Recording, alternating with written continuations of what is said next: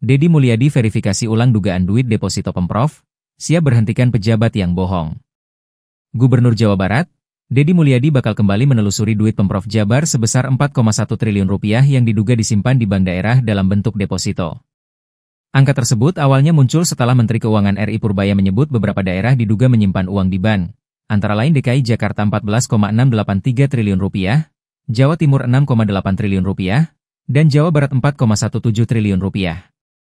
Menanggapinya, Deddy Mulyadi pun sempat menanyakan kepada bawahannya soal dugaan tersebut.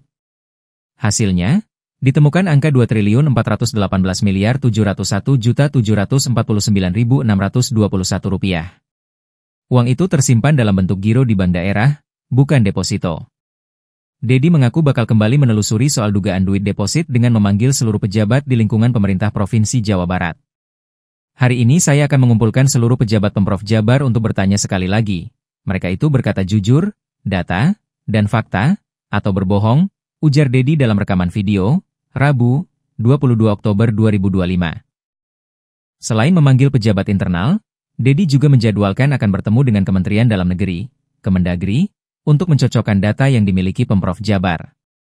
Yang kedua, saya akan bertemu hari ini juga dengan Kemendagri untuk memastikan data yang dimiliki oleh Kemendagri, katanya.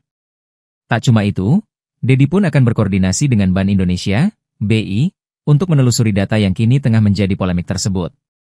Seluruh rangkaian verifikasi data tersebut, kata dia, akan dilakukan secara transparan sehingga publik dapat mengetahui informasi yang sesuai fakta. Deddy bahkan mengancam akan memberikan sanksi tegas, berupa pencopotan terhadap pejabat yang berbohong mengenai data tersebut.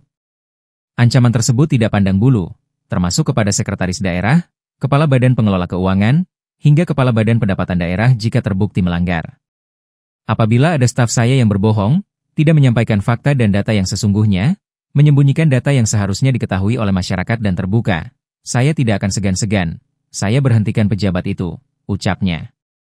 Sebelumnya diberitakan, Purbaya menyebut ada 15 Pemda yang diketahui memarkir uang daerahnya dengan total mencapai 234 triliun rupiah. Menurut Purbaya, kondisi ini menunjukkan lemahnya kemampuan Pemda dalam menyerap anggaran yang telah disediakan.